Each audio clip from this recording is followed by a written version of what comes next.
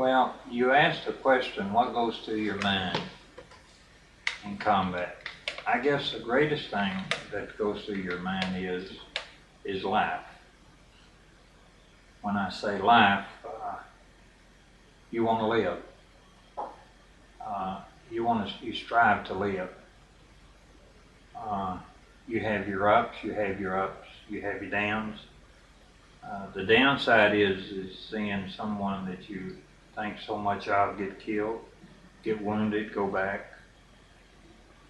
You wonder if it's going to be you the next time. But you don't dwell on it. Even when you're fighting, you really don't think about survival. You're really not scared. The scared part comes when it's all over. Then is when you get scared, to thinking about what could have happened to you, and you're thankful that it didn't happen to you. So I guess you don't really dwell. You dwell mostly on living.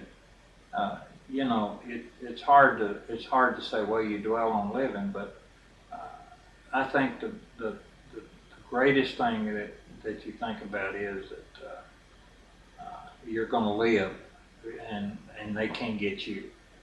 And then if you get wounded, you know, you're always thinking, and we always laugh. We always laughed about a flesh wound.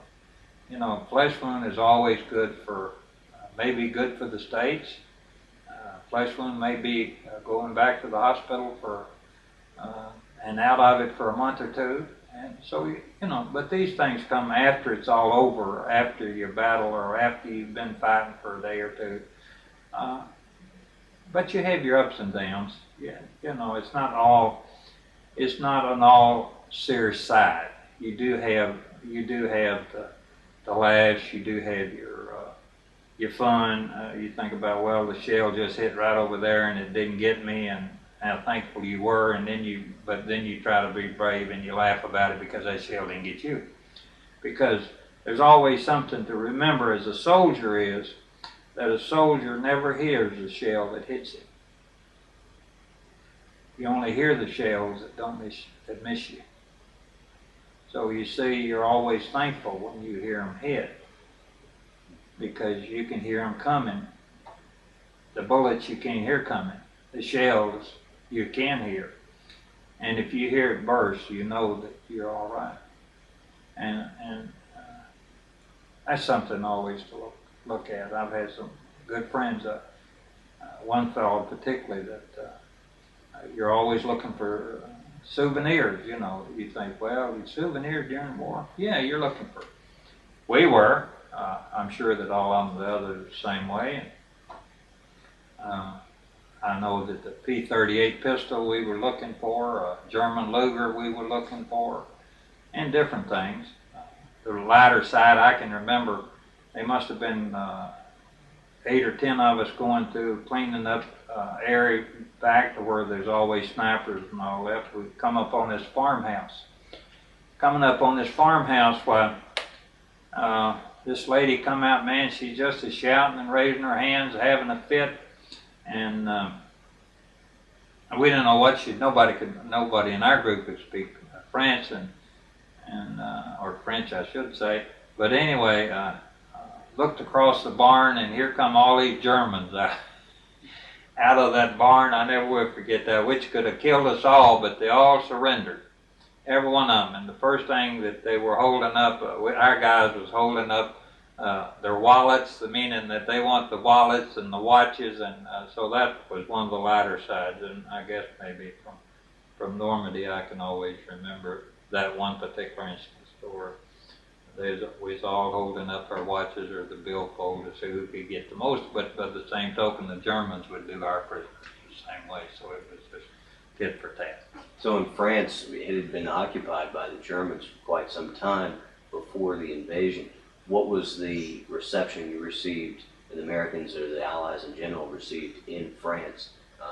Particularly yourself, any personal experiences from French people? No, I don't ever remember it's strange that you asked that. Other than this one lady that I ever remember in France seeing Frenchmen as such. Most of them were in hiding. Most of them had left the area on account of the amount of damage that was being done to the area.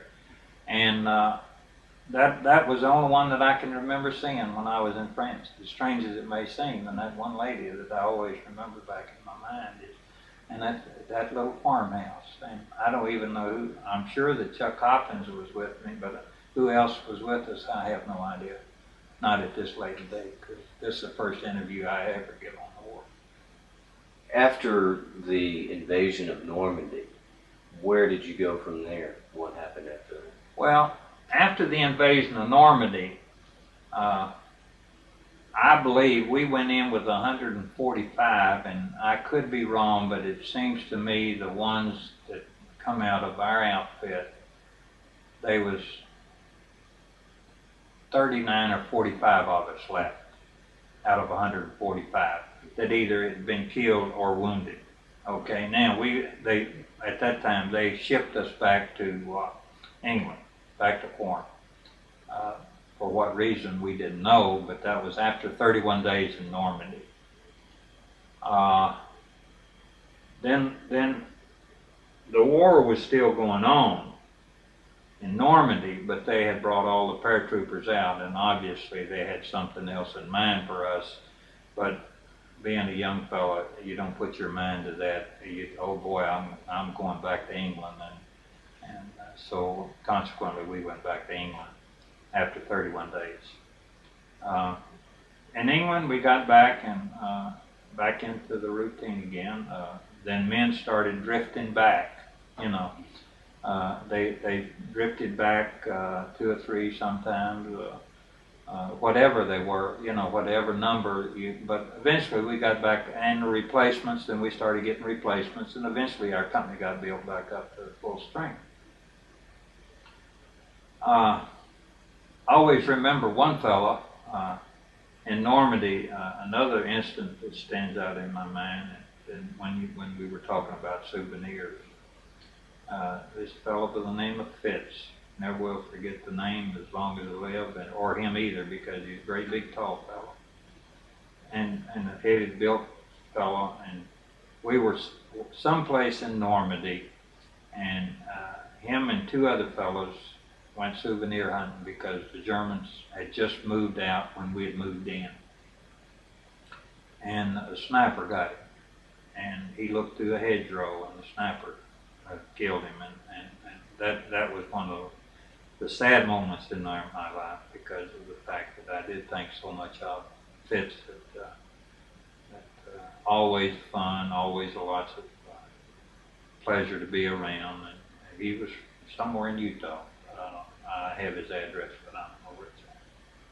But I always remember him. But going back to after we come back out of Normandy, when we got pulled back up to full strength, from June the 6th to, I guess it's sometimes in July, seems to me, that we got back over there. It seems to me around the 15th, 16th, 17th of July.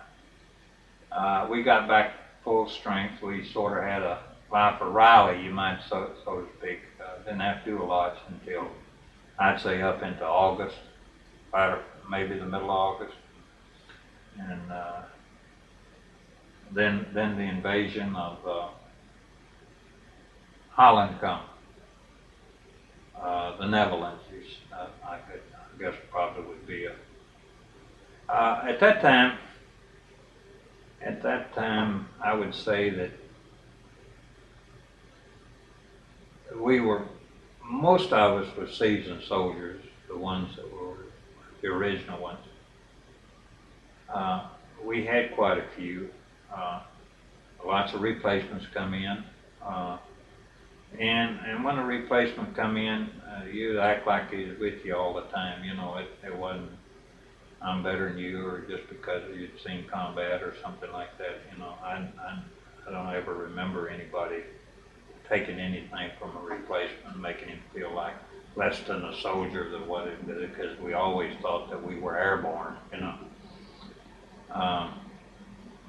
I can tell you a little story about us going to town one time. Nobody had any money.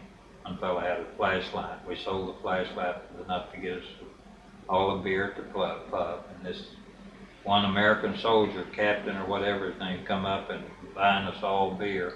He wanted us to take care of that group over there that was over there, and who the group was, I don't know. But anyway, we got in a fight, and they paraded us all through the Quanison hut, you know, trying to identify us, but they identified one person, and that person never did the quill on the rest of us. But anyway, that was just one of the sidelights of going to town, going to Leicestershire. And this was in England? That was in England, yeah. Another time I can remember going to England, to Leicestershire. I say going to England, in Leicestershire. Me and this friend of ours missed the bus coming back off Liberty one night. And we went up to the army place where they parked all the trucks and all. And so one of the Jeeps was running, so we just got in the Jeep, started back, and we left some guy hollering. Well, I started driving, and the guy must have got almost halfway back to the base. And this one guy kept telling me, let him ride, let him drive, let him drive, let him drive. Finally, I stopped and let him drive. Went around the curve and couldn't make it, run up a tree. Well, we knew we'd passed the truck that was taking us, so we jumped out of the Jeep. Fortunately, neither one of us was hurt, and run up a line of trees, and they backed that truck out, that Jeep out, I should say. The truck stopped, the Jeep backed out, and I got a cut somewhere up here on my eye, and we had to walk back the rest of the way back to the base. But when we got back to the base, we went into the barracks, and well, I didn't. I went to first aid, and the guy asked me what was wrong, and I said, well, some guy hit me with something in my eye. So anyway, we went back to the barracks, and some guy said, he's real quiet, and everything was just real quiet. And in the barracks, they said, what happened? And I said, some guy hit me, and they said, y'all were driving that Jeep. You ain't kidding nobody. So they knew that we had got that Jeep too. But that was one of the lighter sides of it. And then come Holland, or Netherlands, and that was a daylight jump. And I would say that must have had 700 or 800 bombers bombing the area that our planes were supposed to fly. We jumped the radar team at that time, but we set up panels to bring in the gliders the next day. It was a daylight jump, and best I remember was on maybe September the 17th, I believe it was. And our captain at that time, he got killed because the glider had landed. The gliders we brought in the next day, and our captain Stefanich had went after this group of gliders that had landed into the German lines, and he got the first group out, and then he went back to see if there's any more, and he got killed. And I would say that he was one of the first ones in the airborne operation that I know of that did get killed. Holland was a flat country. I say flat, relative flat. Not lots of hills anywhere. Fortunately, I don't know how we found a hill. And after bringing in the rest of the paratroopers, now this was not the complete operation. This was only for our division and our regiment. And because then after they jumped, then they scattered out to their objective. At the British, same time, the British were landing up at Arnhem. We had some to go from Groesbeck up to Nijmegen to save the bridge up at Nijmegen. And these are the bridges across the Rhine. What their plans was, that we were told, was, and they don't tell you this until you start boarding the plane, is that our objective is to hold these two bridges where the British armor was coming. They were going straight through, and we were to hold the bridges to where they wouldn't blow them up, where we could get, and then have a straight run all the way across to Berlin, which would cut the war short. That was the objective, the main objective of the airborne operation in Holland. I didn't stay in Holland very long. After bringing them in, we were sent back to our company. We were on a hill outside of a little town named Mook Holland. Mook was right on the German border, and outside of Mook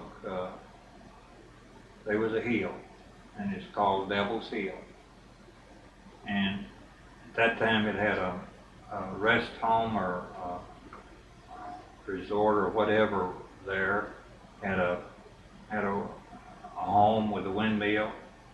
We'd dug our foxholes and all, and there was quite a bit of fighting there at that place, and because that was a high spot, a high ground, and the Germans wanted to control the high ground around there. We held that for 5 days, and after the 5 days, the 325th glider troops come in to relieve us. Our company or our battalion or our regiment, because I forgot what all, because everyone was at a different place and how many was up there. It was just, could have been our company, the 1st Battalion. Best I remember was our company. But, we held the hill for 5 days, and then they come in to relieve us. And in the meantime, the Germans had slipped in behind it, and the wooded area was in the behind it. So when they come in behind it, we started. When he said, come on, let's go. I was in the headquarters. I had to follow the lieutenant, and our squad went first. And our squad is, when we got about halfway down, almost halfway down, then the Germans that were in the woods over on the other side of that hill, and they started open fire on us.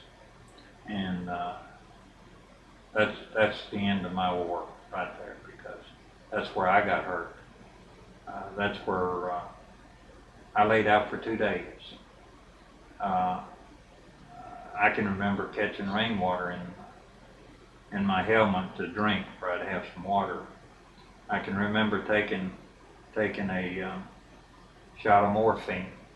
I just shoved it into my arm, and it was a lead tube, and I can remember rolling the tube up to where I got every bit of it in.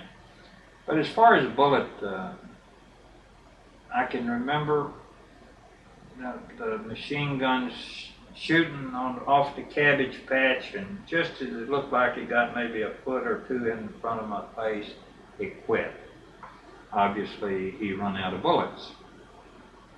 And then the next time, when he opened fire, is when he got it. He hit me in the right leg, which flipped me, and the next bullet caught me in the hip, which caused paralysis of the left hip. But let's go back a little, if I may, because this motel or resort place that was there beside the hill, or right there at the hill, 2 other fellows and myself went down there, and we were looking around because there's nobody there. And we got into the basement. In the basement, the windows were just like leveled with the sidewalk, and you could look out. And there we could see the German soldiers walking by there, right there. And I said, we knew we were in the wrong place. We went back upstairs after they had left, and we found a library, and we looked at the books, and we started shaking the books, and all this money come out.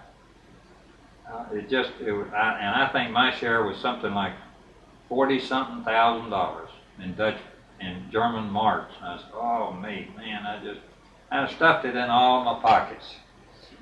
And but when I got hurt, 2 German soldiers had come up to me under a white flag, because during the second day, I took my pistol. I had a .45 pistol, and I shot it straight up in the air, hoping that I would draw attention. Well, they were still over there, and two soldiers come up, and I offered them up to me all this money if they would, and they tried to carry me. Well, I was too heavy.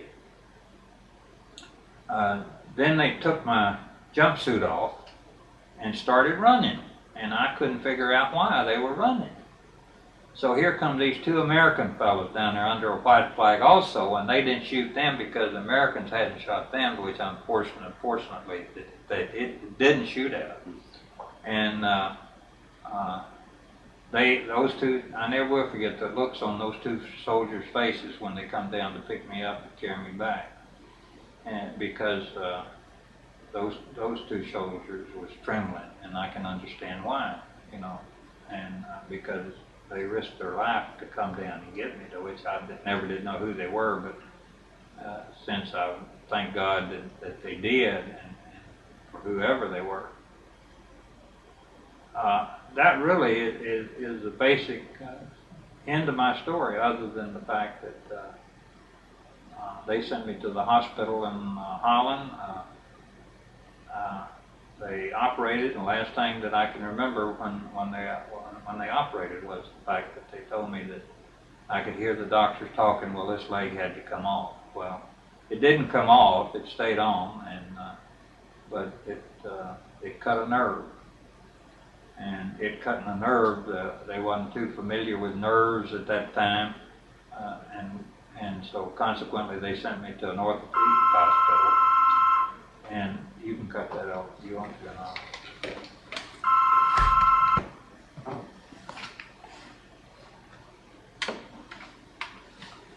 Well, the last thing that was that the doctor told me that my leg had to come off, or that's what I understood him to say. But fortunately, it didn't. But then we were in the hospital there in Nijmegen. There was an awful lot of wounded there, and I can remember sleeping on a cot.